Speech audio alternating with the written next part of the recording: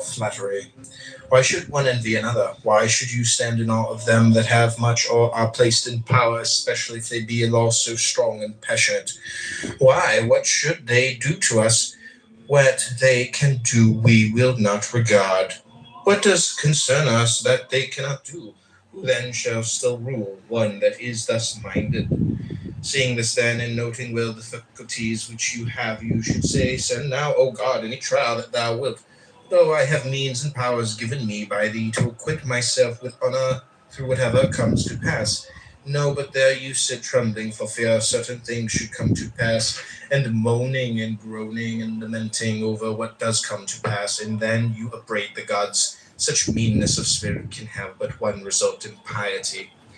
Yet God has not only given us these faculties by means of which we may bear everything that comes to pass without being crushed or oppressed thereby, but like a good king and father, he has given us this without let or hindrance, placed wholly at our own disposition without reserving to himself any power of impediment or restraint. Though possessing all these things free and all your own, you do not use them. You do not perceive what is you have received, nor whence it comes, but sit moaning and groaning. So are you blind to the giver, making no acknowledgement to your benefactor, others basely giving themselves to complaints and accusations against God? Yet what faculties and powers you possess for attaining courage and greatness of heart, I can easily show you. What you have for upbraiding and accusation, it is for you to show me. How did Socrates bear himself in this regard? How else than as became one who was fully assured that he was the kinsman of the gods? If God has made that part of his own nature which he served, severed from himself and gave to us, liable to be hindered or constrained either by himself or any other, he would not have been God, nor would he have been taking care of us as he ought. If you choose, you are free. If you choose, you need blame no man, accuse no man. All things will be at once according to your mind and according to the mind of God. Petrification is of two sorts. There is petrification of the understanding, and also the sense of shame. This happens when a man obstinately refuses to acknowledge plain truths and persists in maintaining what is self-contradictory. Most of us dread mortification of the body and would spare no pains to escape anything of that kind, but of mortification of the soul we are utterly heedless. With regard, indeed, to the soul, if a man is in such a state as to be incapable of following or understanding anything, I grant you we do think him in a bad way. But mortification of the sense of shame and modesty, we go so far as to doubt strength of mind.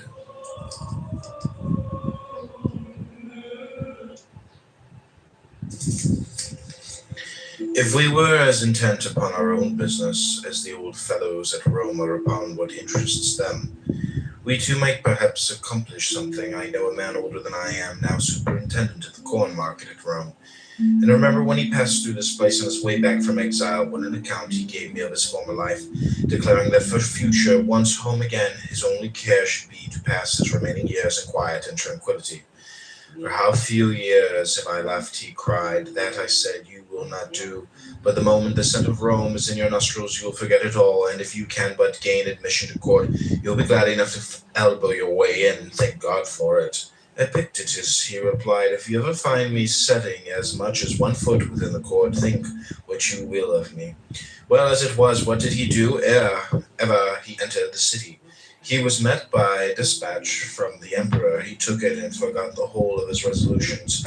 From that moment he has been piling one thing upon another. I should like to be beside him to remind him of what he said when passing this way, and to add how much better a prophet I am than you. What then? Do I say man is not made for an active life? Far from it, but there is a great difference between other men's occupations and ours. A glance at theirs will make it clear to you all day long. They do nothing but calculate, contrive, consult how to wring their profit out of foodstuffs, farm plots, and the like. Whereas I entreat you to learn what the administration of the world is, what place of being endowed with reason holds therein, to consider what you are yourself, and wherein your good and evil consists. A man asked me to write to Rome on his behalf, who, as most people thought, had met with misfortune. For having been before wealthy and distinguished, he had afterwards lost all and was living here. So I wrote about him in a humble style. He, however, on reading the letter, returned it to me with the words, I asked for your help, not for your pity. No evil has happened unto me. instruction is this: to learn to wish that each thing should come to pass as it does. And how does it come to pass? As the disposer has disposed it, now he has disposed that there should be summer and winter, plenty and dearth, and vice and virtue, and all such opposites for the harmony of the whole. Have this thought ever present with thee, when thou losest any outward thing, what thou gainest in its stead. And if this be the more precious, say not, I have suffered loss. Concerning the gods, there are who deny the very existence of the Godhead. Others say that it exists, but neither bestows nor concerns itself, nor has forethought for anything. Third party attribute to it existence and forethought, but only for great and heavenly matters, not for anything that is on earth. A fourth party admit things on earth as well as in heaven, but only in general, and not with respect to each individual. A fifth of whom were Ulysses and Socrates, are those that cry, I move not without thy knowledge. Considering all these things, the good and true man submits his judgment to him that administers the universe, even as good citizens, to the law of the state. And he that is being instructed should come thus minded: how may I in all things follow the gods? And how may I satisfied with the divine administration? And how may I become free? For he is free for whom all things come to pass according to his will, and whom none can hinder. What then is freedom? Madness? God forbid, for madness and freedom exist not together. But I wish all that I desire to come to pass, and in the manner that I desire. You are mad, you are beside yourself. Know you not that freedom is a glorious thing and of great worth? But that what I desired at random, I should wish at random to come to pass, so far from being noble, may well be exceeding base. You must know that it is no easy thing for a principle to become a man's own, unless each day he maintained it, and hear it maintained, as well as work it out in life. You are impatient and hard to please. If alone you call it solitude, if in the company of men you dub them conspirators and thieves, and find fault with your very parents, children, brothers, and neighbors, whereas when by yourself you should have called it tranquillity and freedom, and herein deemed yourself like unto the gods. And when in the company of the many you should not have called it a wearisome crowd and tumult, but an assembly and a tribunal, and thus accepted all with contentment. What then is the chastisement of those who accept it? Not to be as they are. Is any discontented with being alone? Let him be in solitude. Is any discontented with his parents? Let him be a bad son and lament. Is any discontented with his children? Let him be a bad father. Throw him into prison. What prison? Where he is already, for he is there against his will. And wherever a man is against his will, there to him is a prison. Thus Socrates was not in prison, since he was there with his own consent. Knowing thou what a speck thou art in comparison with the universe, that is, with respect to the body, since with respect to reason thou art not inferior to the gods, nor less than they. For the greatness of reason is not measured by length or height, but by the resolves of the mind. Place then thy happiness in that wherein thou art equal to the gods. Asked how a man might eat acceptably to the gods, Epictetus replied, if when he eats he can be just, cheerful, equable, temperate, and orderly, can he not thus eat acceptably to the gods? But when you call for warm water, and your slave does not answer, or when he answers brings it lukewarm, or is not even found to be in a house at all, then not to be vexed nor burst with anger, is not that acceptable to the gods? But how can one endure such people? Slave, will you not endure your own brother, that has God to his forefather, even as a son sprung from the same stock, and of the same high descent as yourself?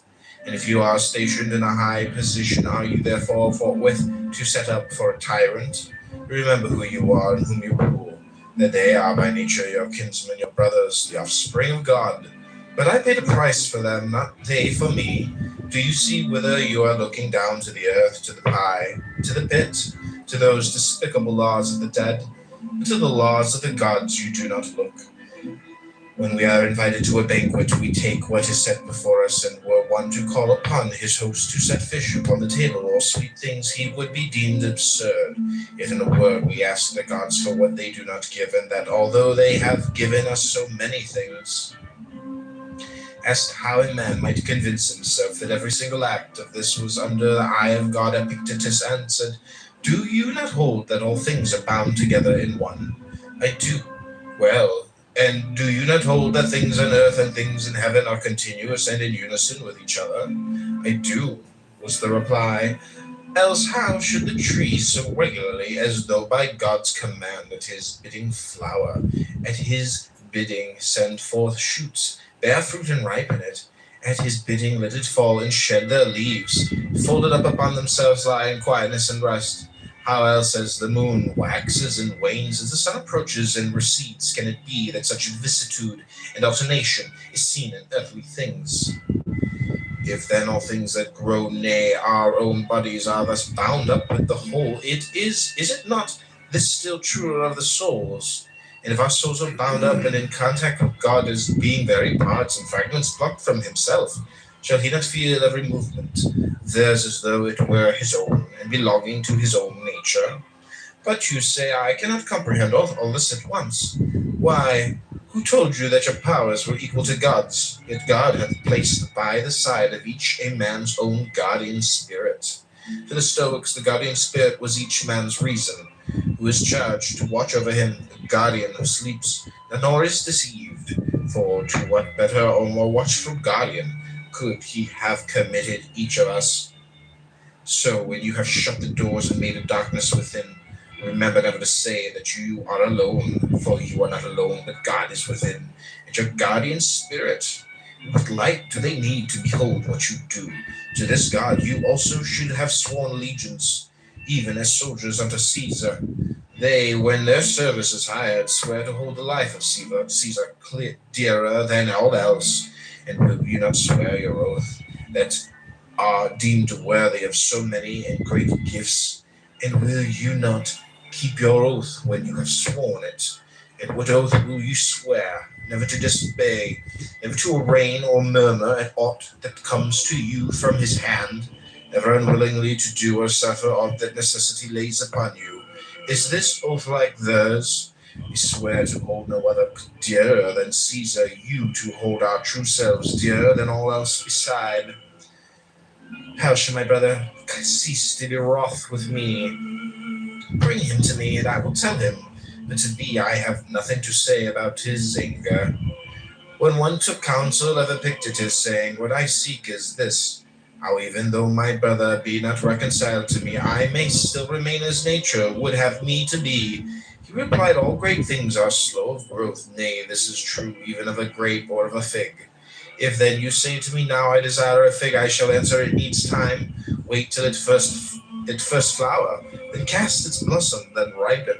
Whereas when the fruit of the fig tree reaches not maturity suddenly, nor yet in a single hour, do you nevertheless desire so quickly and easily to reap the fruit to the mind of man?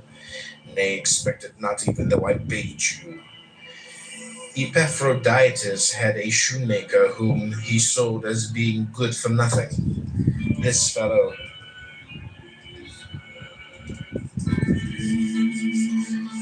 by some accident was afterwards purchased by one of Caesar's men, and became shoemaker to Caesar. You should have seen what respect Epaphroditus paid him then. How does the good Felicion kindly let me know? And if any of us inquired, what is Epaphroditus doing? The answer was, he is consulting about so and so with Felicion. Had he not sold him as good for nothing, who had in a trice converted him into a wiseacre? This is what comes of holding of importance anything but the things that depend on the will. What you shun, enduring yourself, attempt not to impose on others. You shun slavery. Beware of enslaving others.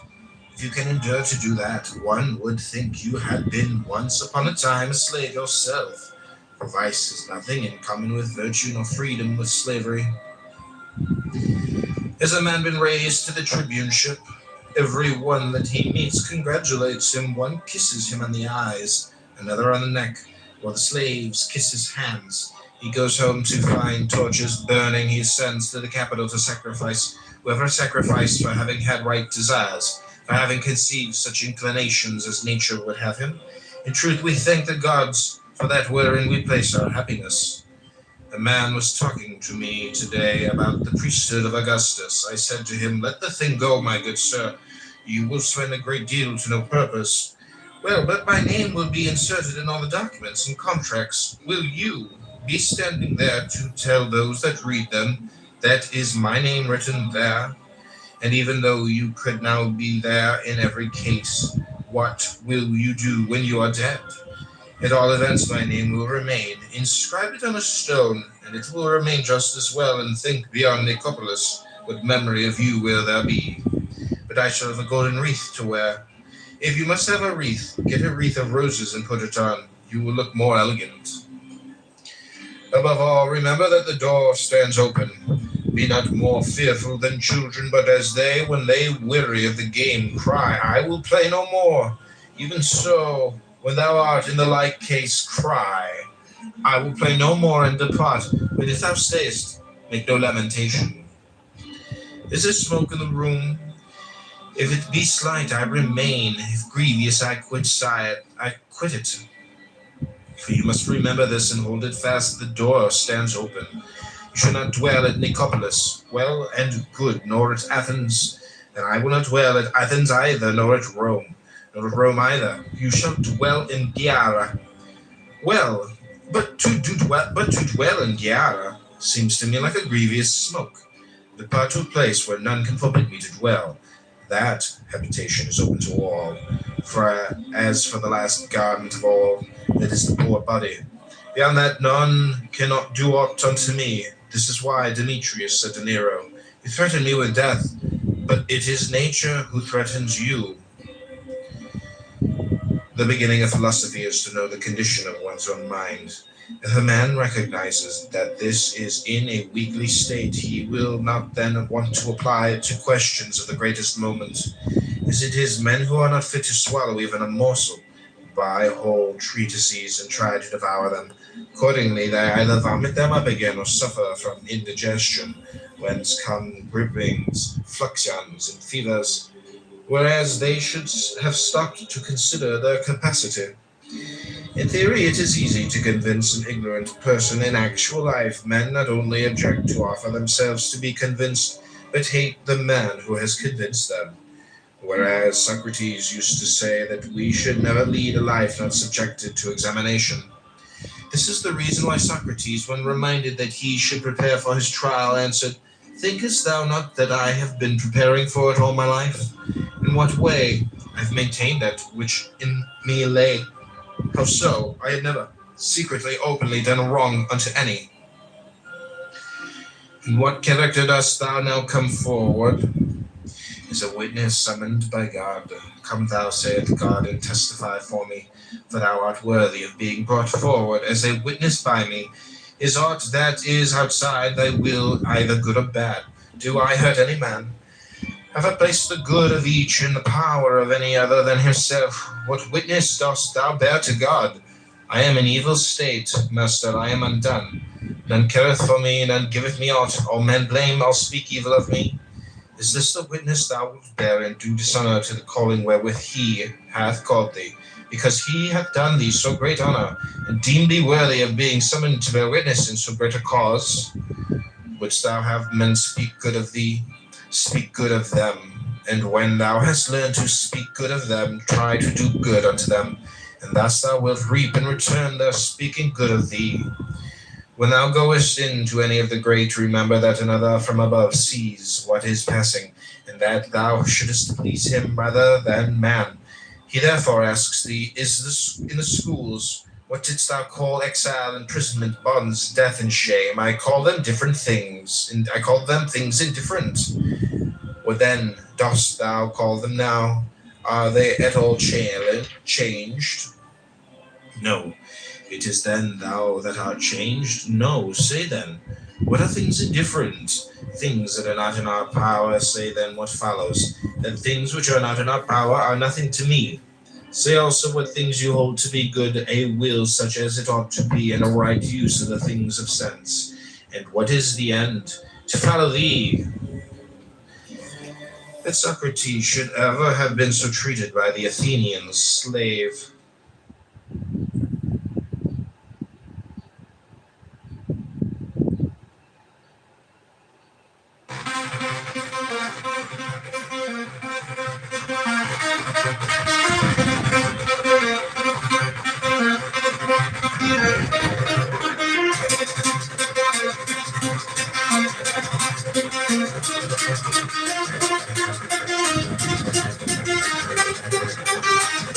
Spiritual.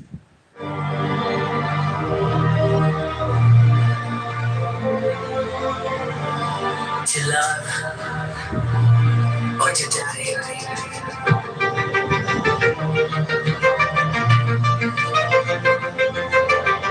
Between death and love, there is no alternative. Love and death are so mingled in the passion of our Lord that we cannot have the one in our heart without the other. Love alone. Always love, and in love, for love in holy church, hatred separates us, and love brings us into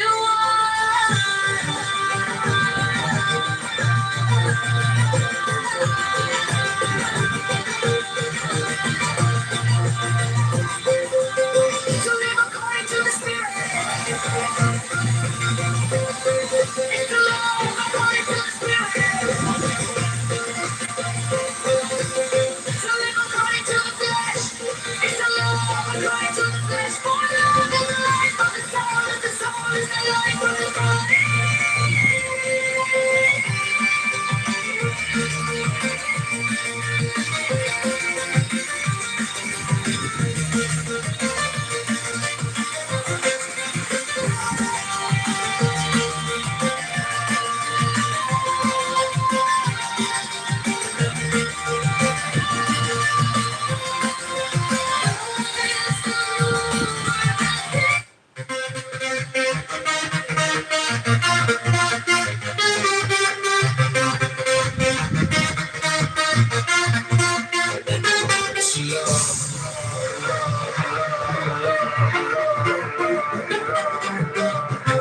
Or to die.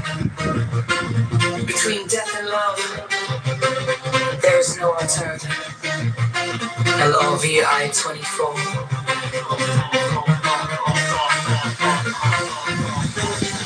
Love and death are so mingled in the passion of our Lord that we cannot have the one in our heart without the other. All is love, and in love, full in holy church.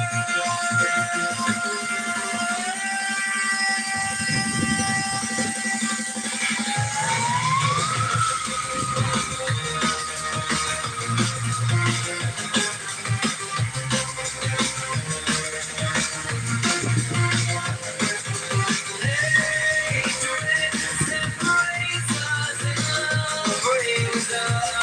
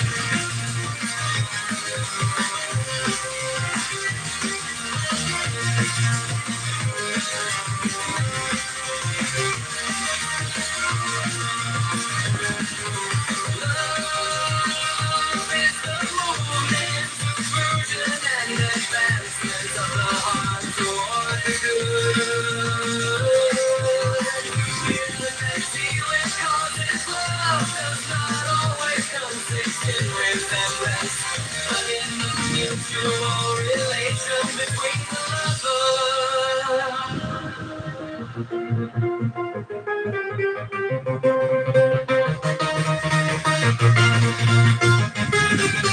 to live according to the Spirit is to love according to the Spirit. To live according to the flesh is to love according to the flesh. For love is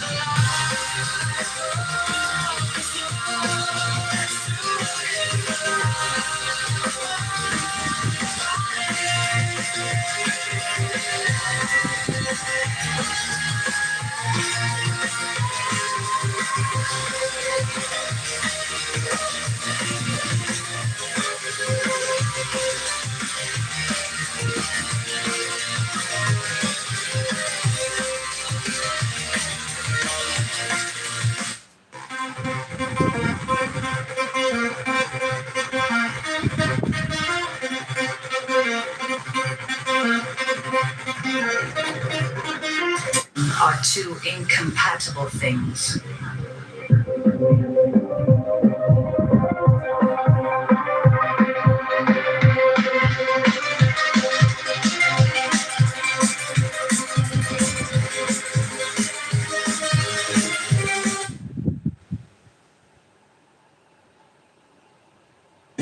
That Socrates should ever have been so treated by the Athenians, slave. Why say Socrates? Speak of the thing as it is.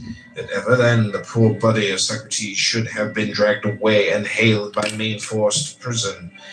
That ever hemlock should have been given to the body of Socrates. That should have breathed its life away. Do you marvel at this? Do you hold this unjust? Is it for this that you accuse God? Had Socrates no compensation for this? Where then for him was the ideal good? Whom shall we hearken to, you or him? And what says he? Anytus and Miletus may put me to death, to injure me is beyond their power. And again, if such be the will of God, so let it be. Nay, young man, for heaven's sake, but once thou hast heard these words, go home and say to thyself, it is not Epictetus that has told me these things, how indeed should he? No, it is some gracious God through him, else it would never have entered his head to tell me them. He that is not used to speak to any one thus, well then let us not lie under the wrath of God, but be obedient unto him. Nay, indeed, but if a raven by its croaking bears thee any sign, it is not the raven, but God that sends the sign through the raven. And if he signifies anything to thee through human voice, will he not cause the man to say these words to thee, that thou mayest know the power of the divine? How he sends a sign to some in one way, and to others in another, and on the greatest and highest matters of all signifies his will through the noblest messenger. What else does the poet mean? I spake unto him erst myself, and sent Hermes in the shining, one to check and warn him, the husband not to slay, nor woo the wife. In the same way, my friend Heraclitus, who had a trifling suit about a petty farm at Rhodes, first showed the judges that his cause was just, and then at the finish cried, I will not entreat you, nor do I care what sentence you pass. It is you who are on your trial, not I. And so he ended the case. As for us, we behave like a herd of deer. When they flee from the huntsman's fellows in affright, which way do they turn? What haven of safety do they make for? Why, they rush upon the nets. Thus they perish by confounding what they should fear with that wherein no danger lies. Not death or pain is to be feared, but the fear of death or pain. Well said the poet, therefore, death has no terror, only a death of shame. How is it then that certain external things are said to be natural, and others contrary to nature? Why, just as it might be said if we stood alone and apart from others, a foot, for instance, I will allow it is natural should be clean, but if you take it as a foot, and as a thing which does not stand by itself, it will beseem it, if need be, to walk in the mud, to tread on thorns, and sometimes even to be cut off for the benefit of the whole body, else it is no longer a foot. In some such way we should conceive of ourselves also. What art thou, a man? Looked at as standing by thyself and separate, it is natural for thee in health and wealth long to live. But looked at as in man, and only as a part or whole, it is for that whole's sake that thou shouldst at one time fall sick, at another brave the perils of the sea again, know the meaning of want, and perhaps die an early death. Why then repine? Knowest thou not that as the foot is no more a foot if detached from the body, so thou in like case art no longer a man? For what is a man? A part of a city. First of the city of gods and of men, next of that which ranks nearest it, a miniature of the universal city. In such a body, in such a world enveloping us, among lives like these, such things must happen to one or another. A part then being there is to speak of these things as is meet, and to order them as befits the matter. That was a good reply which Diogenes made to a man who asked him for letters of recommendation. But you are a man. He will know when he sees you whether a good or a bad one. He will know if he has any skill in discerning the good and the bad. But if he has none, he will never know, though I write to him 1,000 times. It is as though a piece of silver money desired to be recommended to some one to be tested. If the man be a good judge of silver, he will know the coin will tell its own tale. Even as the traveler asks his way of him that he meets, inclined in no wise to bear to the right rather than to the left, for he desires only the way leading whither he would go, so should we come unto God as to a guide, even as we use our eyes, without admonishing them, to show us some things rather than others, but content to receive the images of such things as they present unto us. But as it is, we stand anxiously watching the victim, and with the voice of supplication call upon the augur, Master, have mercy on me, vouchsafe unto me a way of escape. Slave, would you then have aught else than what is best? Is there anything better than what is God's good pleasure? Why, as far as in you lies, would you corrupt your judge and lead your counselor astray? God is beneficent, but the good also is beneficent. It should seem then that where the real nature of God is, there too is to be found the real nature of the good. What then is the real nature of God? Intelligence, knowledge, right, reason. Here then, without more ado, seek the real nature of the good, for surely thou dost not seek it in a plant or in an animal that reasoneth not. Seek then the real nature of the good in that without whose presence thou wilt not admit the good to exist in aught else.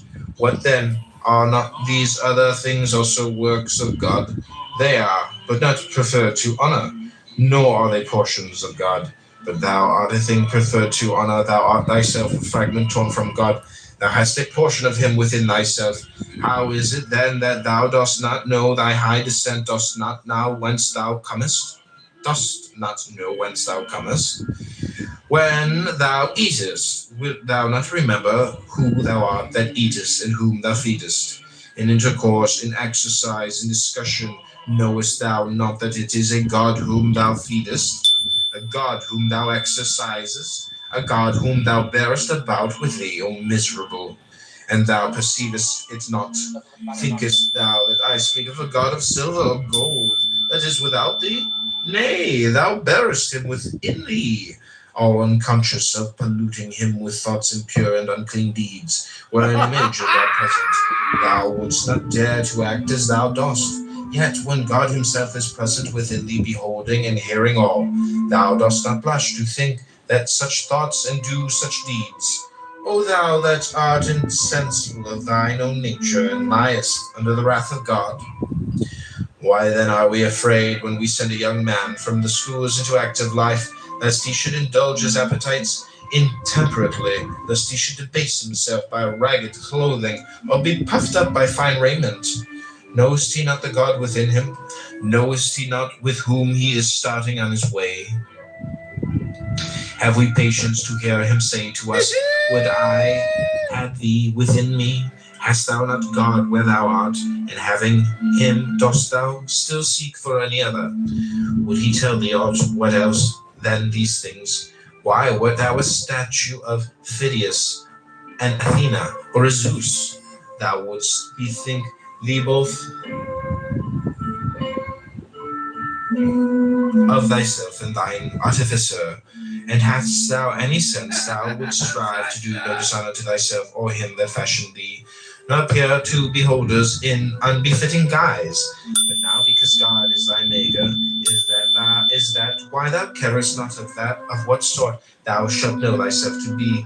Yet how different the artists and their workmanship. What human artists' work, for example, has in the faculties that are displayed in fashioning it. Is it aught but marble, bronze, gold, or ivory? Nay, when the Athena of Phidias has put forth her hand and received therein a victory, in that attitude she stands for evermore. But God's works move and breathe, they use and judge the things of sense, the workmanship of such an artist. Wilt thou dishonor him? Aye, when he not only fashioned thee, but placed thee like a ward in the care and guardianship of thyself alone, wilt thou not only forget this, but also do dishonor to what is committed to thy care?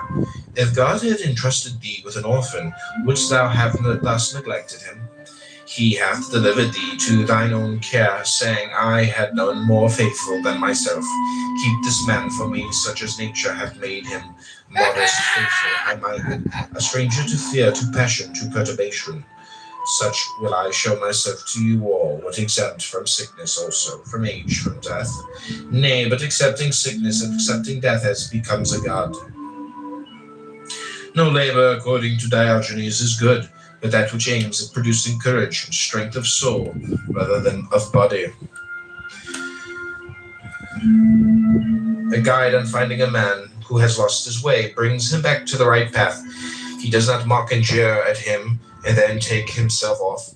You also must show the unlearned man the truth, and you will see that he will follow, but so long as you do not show it to him. You should not mock, but rather feel your own incapacity.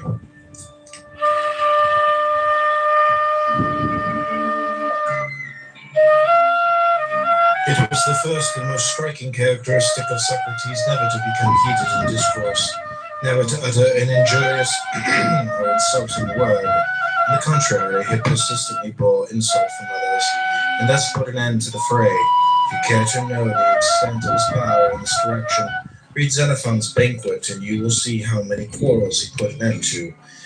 That is why the poets are right in so highly commending this faculty. Quickly and wisely, with all, even bitter feuds, would he settle. Nevertheless,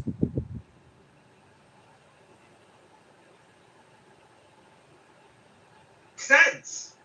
Guys, can we have some other people get in here with, Fucking retard. You don't know what you're talking about. It's getting old. can we talk with somebody else about this? I'll go down a new thread of this. When we overprescribe it to children, literally ages of 7, 8, and 9, for largely what jizz residue off his clothes.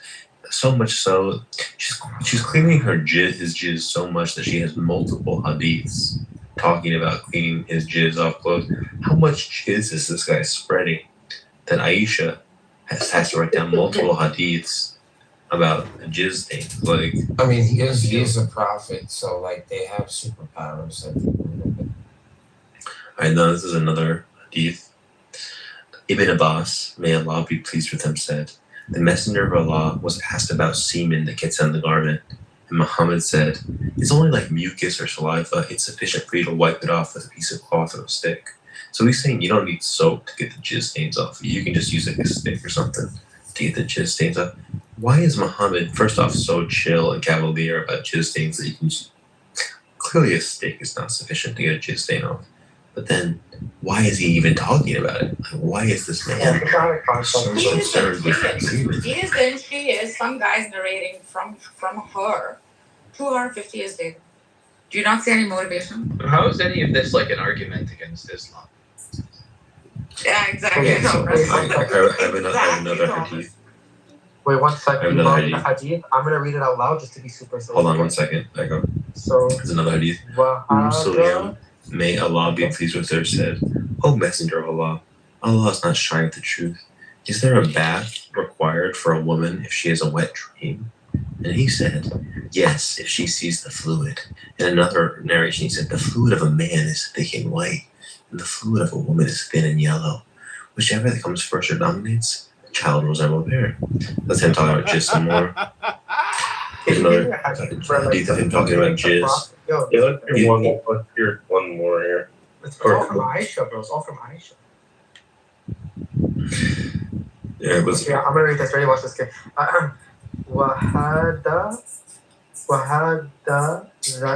وهذا لنا أبو بكر بن أبي شيبة.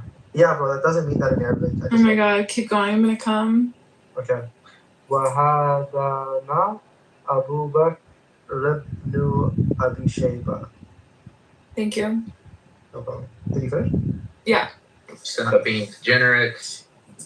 Sam, do you have any more hits? Yeah, let's have another one. Can we do like a greatest hits edition? Yeah, but this is Ali ibn. This is Ali ibn Ali Talib. May Allah be pleased with him. Said, I was a man who had a lot of prostatic fluid, and I was too shy to ask the Messenger of Allah because of his relationship to me, being married to his daughter. So I told Al-Miqdad ibn al-Aswad to ask him. He said, he should wash his private parts and perform ablution. If it is semen, then a full bath is required. So there's just a lot of hadiths about Muhammad regulating and discussing jizz and what to do So about jizz. here's what I think happened, okay? Yeah, was you sure that there are camel urine ones? Or is that There's a whole panel of the So what I think hadiths, happened was this. but right now I just want No, to there were Century, Shias hated Sunnis and Sunnis the hated jizz Shias. hadiths. I think it's just interesting if Ali, there's a whole jizz Ali corpus that we represented can get the into. Shias and Aisha represented the Sunnis. So I think what happened is some like fucked up like Shia people in Kufa in the 8th century tried to make Aisha look like shit by mentioning semen. And then they probably rebelled by writing some semen shit on Ali. That's how we have what we have today, bro. It's a bunch of sectarian fucking bullshit. My theory for what's going on is that Muhammad was having so much sex and he was busting so often that everyone around him kind of commented on like, wow, you are just constantly busting and so down in the source. Like, do you actually believe that, Beef? Like, you? Yes. Sure, yeah. So you take everything to be true that's Sahih? Is that what you're saying? There's a lot of hadiths here about him talking Yeah. about Do you take it? Do you take it to be true? Do you take it to be true? Yeah. Okay, perfect. So even the miracles and stuff you take to be true as well from the hadiths? No, I just think when there's stuff Well, like do you that, take this book to be true? Yes or no? Yeah, do you take it to be I true? think some hadiths are true and some hadiths are false. Okay, perfect. And how do you know when a hadith is true and false? Is it if it says Sahih, it's Sahih? It's true. No, it's if it says something that's embarrassing or something that is unlikely to be lied about, then it's maybe true. And then if it's saying something fantastical, Right. And then do it's you obviously remember when we just had a convo with Daniel where he said that's not the only variable? You gotta take into factor sectarian motivations, cultural understandings, geographic, etc., etc. Like, there's no historian that just bases a conclusion off of historicity off that alone, obviously. Why would a sectarian living somewhere else I want just to explained make to you. a hadith? I explained to you just now. I didn't finish my question. You can't even know what question. Because maybe you should look at the history of Islam, right? I didn't finish my It's- question. it's So not to really finish my Islam, question, that was rudely interrupted for. Sure, go on. Is what could be the sectarian motivation to talk about how Muhammad is a jizz splattered Yeah, no problem. So if you look at it, okay, number one, if you did a historical critical analysis, I can almost guarantee that the common link will not be in the 7th, but it would rather be in the 8th or 9th century. And you didn't do that, but if you did, you'd see that. Number two, it's very simple. There was a lot of divide in Kufa in the 8th century. And there's many hadiths like this, where basically in Kufa, there was two prominent sides. You had Shi'as and Sunnis. Shi'as adored Ali. Ali was the figure that represented the Shi'ats. They call themselves Shi'at Ali, which means the followers of Ali. The Sunnis loved Aisha. That was their person that they defended at all costs. They referred to her as the mother of all believers. From their lens, that's their mother. Okay? It's not too crazy to think that the Shi'as would try to make Aisha look bad. Shi'as did not like Aisha. So they would write stupid shit that she would do to make her look like a scumbag that should not be followed. Like, for example, look, why the fuck should you follow Aisha if she's saying shit about the Prophet? That's private. That's very reasonable to consider. The Sunnis, on the other hand, would probably heard this shit and wrote also, like, think about it, it's always Aisha Ali, and it's always about semen. Like, this is what they fucking did, bro. And there's many evidence of this. Like, for example, there's a man named Hisham. He lives in Medina. Medina is where Aisha got married. There was already marital reports of this in the 7th century, but there was no reports of her getting married to the Prophet at fucking like 6 or consummating it at 9. Then all of a sudden, the moment Hisham goes to Kufa, this is all 100 years later, by the way, then a bunch of people start randomly talking about Aisha getting married at fucking 9. From our lands, that's fucking embarrassing. Why the fuck would you say that? From his lands, he did that because the shit that the Shias were saying in Kufa in the 8th century was that the Prophet loved Ali so much because he raised him since he was a kid. The Sunnis didn't like that because Aisha doesn't have that same respect. So they both and said, yo, you know what? No, he married her when she was young, so he basically raised her too. There's many instances like this, bro. It's just sectarian motivation. I hear what you're saying, but I think the fact that makes Muhammad look bad, the other Muslims, the Sunni Muslims, wouldn't have accepted it as Sahih unless it was kind of considered consensus at the time. That's that not although true at it all. looks bad, That's not true at all. that Muhammad was probably just So then walking around. why is it the case that the Hadith Aisha is Sahih, her marrying the Prophet at a young age? Because they did take it to be true. But if you do a historical critical analysis, you can see that it's not true. I'm using the principle of embarrassment that we talked about earlier, that you wouldn't expect hadiths where I agree Muhammad's with you. just walking around with Do his you remember? to be accepted as Sahih. Yeah, and I responded to you. The reason why it would probably be do you remember the response? the reason why it would be considered Sahih is because they go, yeah, you know, it makes him look bad, but it's true, so we have to accept it. Yeah. Do you remember? I already responded to that. Do you remember the response? Yeah. Okay, perfect. So then why are you bringing it up? And also, you didn't answer my question. I didn't think your response was good enough. So right, well, one sec. What was my response?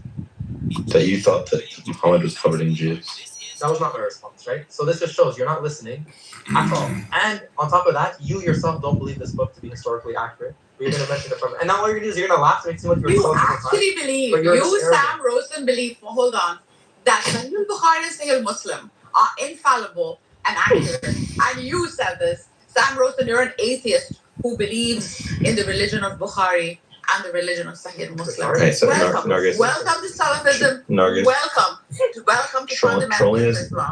Trolling aside, I think most of the hadiths are fabricated. I think probably like 95% of them are fabricated. But there's this idea that if you had a book of fake quotations by Winston Churchill, you would still learn something about Winston Churchill because the fake quotations attributed to Winston Churchill would let us echo. I did not interrupt me. I'm just going to move you down because you're just interrupting me. You've been disrupted. So fake quotations by Winston Churchill would give you a vibe of the man. It would give you like a flavor of what people have thought he was like. And they would give you some information about Winston Churchill. So all of the reasons that making a wise, having sex with different people and killing various people. The only reason, even if they're fabricated, they are aligning with a consensus that was existing at the time. There was this gestalt understanding of what this kind of was, that these stories had to be consistent with. This is why I think even if they're fabricated, most of them, they can point to a way out. Yeah, by the way, right?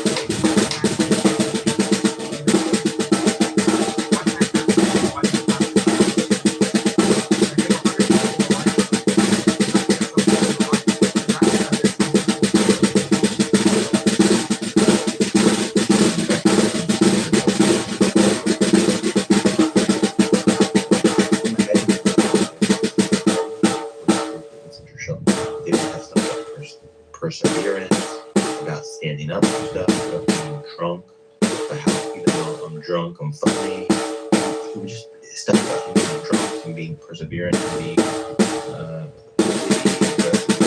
and he was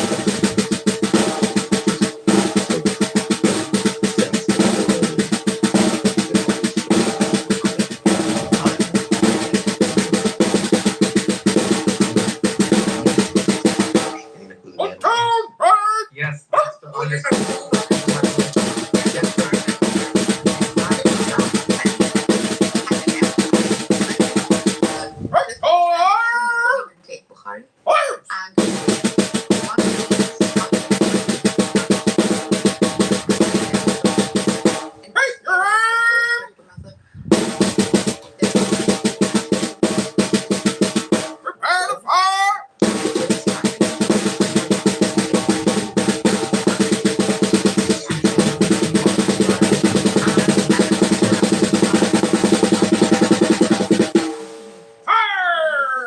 going to complete it for you?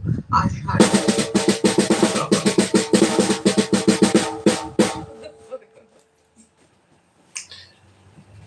Listen, guys. Mostly when I talk about the hadith, it's doing it in an internal critique. That the Sunnis, the Salafis, they take this to be serious. And then you read the text and they say all sorts of absurd stuff. It's an internal critique.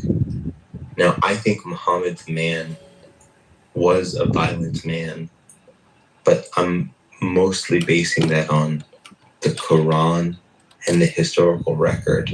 Namely, there was lots of conquests and battles that Muhammad fought in, and that the Quran itself strikes me as a fairly violent text. But the hadiths, am I going to judge how violent Muhammad is based on the hadiths? I mean, it's a little bit of evidence. If there's a pattern, you go, why is there that pattern? Why would they all be fabricated in the same direction? But I don't think the hadiths are very strong evidence of that.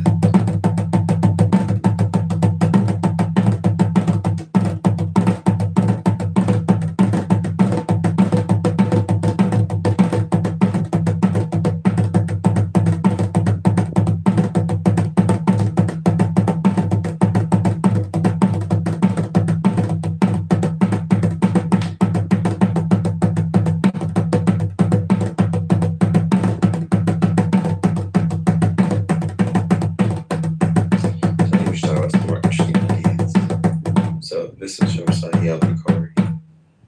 If Jews did not exist, meat would not decay.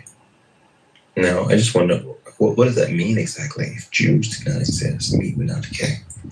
Like that you could just leave a steak on the counter for like a week and it would just be fine until Jews came into the world? Like, is that really their view of how things go? Or is it something more abstract, like there's a different universe with no Jews, and the meat there is fine? That's trivially true because if Jews did not exist, that's false. And so anything follows from a false.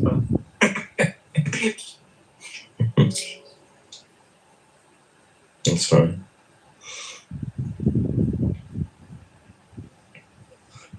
Yeah.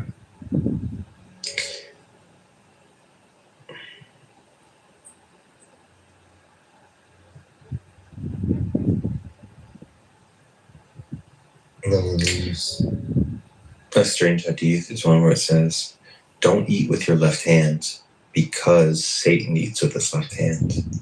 Because that's a very strange principle to say. If Satan does something, you shouldn't do it. Because like Satan talks, Satan walks around, Satan like laughs, Satan, you know what I mean? Like there's lots of other stuff Satan does. So if you shouldn't do your left hand because of him, it means you shouldn't do a lot of stuff like sleeping, running. I don't know, it's a weird one. But this is not your opponent 50 times. He doesn't believe in this shit. He doesn't believe in religion. What are you doing? If he's being your opponent, if he's putting you in your place, because I'm not saying any. There's a lot of shit in Christianity too. I'm not saying any. I don't know He's why just calling you you talking out. to me. Talk to Sam, You bro. are. Talking Dude, to me? Sam can't. Sam's an atheist. He can't. In fact, he's exposing the Sunni Salafi hadith. I don't. I haven't said a You word have to a this lot guy. of shit like within your Told me progressive, within nonstop. your freaking. I'm saying you're picking on him for no damn reason. I don't know why. I'm He's picking not. on He's him. not your guy. On him. On Echo. He's not your guy. He doesn't I'm even take picking on him. religion. Yeah, he's like a general theist of some kind. Like I don't know why. I don't Yeah. know what the fuck he is. You're very frightened for some reason. Like, I don't know why you're doing that. I'm not saying I tried every day to be normal with this kid. He just keeps saying, I just listen, if he could play, so don't get on me. Tell him to chill. That's fair. The moment he comes, like, you feel a certain sort of way. Like, I just feel like he has control over you of some kind. He has no control over me. He's just listen. He wants to play with the big boys. Don't let him catch feelings. He's really big. He's really big in the area you're trying to be big in, which is your Dava bro circle, right? Okay. Which is your God logics and etc. He spins them on his finger. So I don't think you know who he is. Yeah, look him up. Bro. Yeah, so there's no need for you to like be so arrogant. You know? He's just humble. He doesn't tell you who he is. Wait, they don't know who that is. You know, they don't know. He doesn't know who he is. He doesn't know who he is. It doesn't matter me who he is. I'm just saying. Wait, that Echo guy, is he a big deal in the Dallas? No. Yeah, He's a big deal. He's just big deal on like TikTok and Instagram. He's probably one of the most influential people in the film. I haven't heard any decent arguments out of him, so I'm not so sure. Why would he engage with you? You're a polemicist. Why would he engage with you? So what does he want to do? Agree to disagree? He runs logical arguments. He doesn't run no polemic. What's logical about? What can we prove logically with this song? You know what logical argument? He doesn't support it. Why are you questioning? So a logical argument, you're gonna have to give evidence for claims. Which you're saying he does. He says he does logical arguments about Islam. Not about Islam. He's a gentleman. Just general. Because he doesn't defend He his doesn't do own it with you. He doesn't do that. He wouldn't. He does arguments on God. He finds you logical. Can't make logical arguments out of Allah anyway, so I don't know. I mean, it's kind of weird. Of course, it's going to You want him to defend the Trinity or what?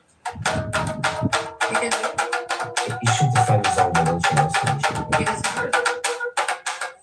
Because So then why does he care about it? Why does he care about it? He's calling you out for pointing fingers at something that you also have within yourself. Like Christianity doesn't have flaws in it? Doesn't have loopholes in it? Never says it.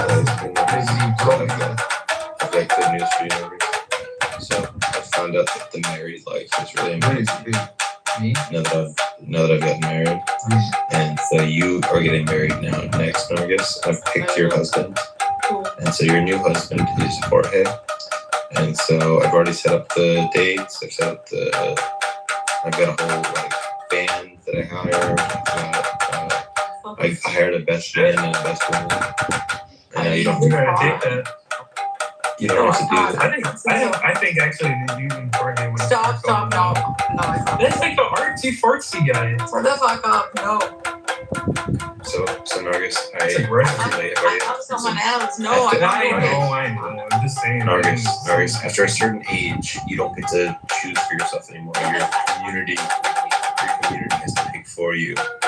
Make sure you're not a spinster anymore. So we as a community have figured this out, and we've picked a husband for you. He's really well suited for you. Good-looking guy, kind man. I'd rather marry Albedo than Jorge, to be honest. Okay, well, if I were to pick, I'd say Albedo. Yeah, I'd pick him over him. Why? What's wrong? I don't actually think there's nothing wrong with him. It's just, I don't know. Well, I think he's a movie. Why do you marry him? Maybe I will. Sam, where the fuck you just leaving me out there? Listen, we just gotta take care of our sisters, make sure they get married, because we don't want to have enough spinsters. We Man, you sound old. You sound married and old and settled. What happened to Sammy? August, I'm happily married today. I made beautiful love to my wife. I'm just ate delicious meals. I'm happy.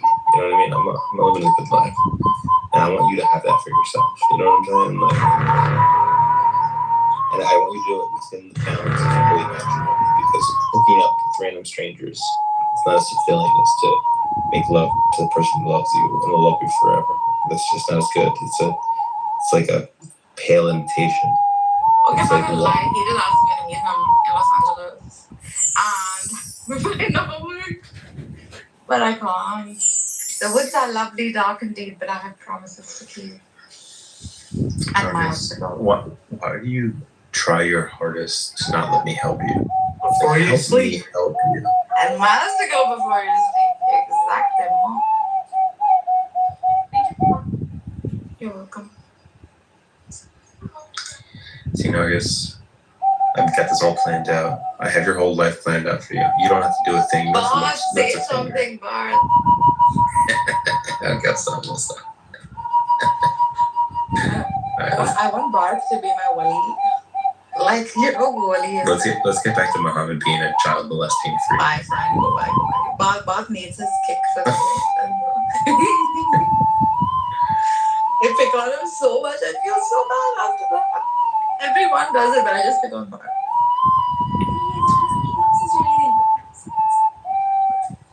No. Dude, it's so fun figuring out which AIs will admit that Islam is false and which ones won't admit it's false. So Claude will not give a verdict on whether Islam is false. But if I say I'm gonna go treat Muslim men the way Muhammad treated his wives, they're like, no, you may not do that. And I'm like, oh, so you think it's like wrong the way Muhammad treated his wives? So you think Muhammad did something not virtuous in how he treated his wives? And he's like, yes, fine, you caught me. I don't think that action was virtuous. It's like, oh, you realize that the literalist traditionalists think that everything he did was virtuous. He's a very virtuous man. So you actually think that version of Islam is false, right? Like, yes, I believe that. So it's like forced to admit that one. Whereas other AIs will just be like, yeah, I think it's very likely that Islam is man-made. Like even ChatGPT, if you prompt it very little at all, I think if you just ask it, hey, how likely that the Quran was made by humans or by God, I think it will give like a 1 to 99% chance, or maybe 5 to 95% chance. It will really, you don't have to make the case, and it will already argue that's not true. Sammy, have you investigated the Easterns? Have you debunked them? Yeah, so Buddhism is fucking bonkers. Here's why. One, you have a self. Like, obviously you have a self. You know what I mean? Like, how come you can hear the thoughts in your mind, but you can't hear the thoughts in my mind? Well, because your mind is yours and my mind is mine. We see the world from different points of view. And then what a self is just a point of view. So that's wrong. Also, the Buddhists think that there's reincarnation, but then that you have no self. That's obviously retarded. You can't reincarnate if you have no self. It's literally a fucking gibberish. So that's fucking wrong. And then we have no real contemporary accounts of what Buddha was up to. So everything we have is like secondhand, even more so than with Jesus. So we're like basing this whole our ideas of what he thought based on like he said, she said, Hadith chain, Buddha, and then Buddha also teaches that like life is characterized by suffering, but it's both pleasure and pain. It's both good and bad. It's not just mainly suffering. He didn't said life is full of suffering. The heck?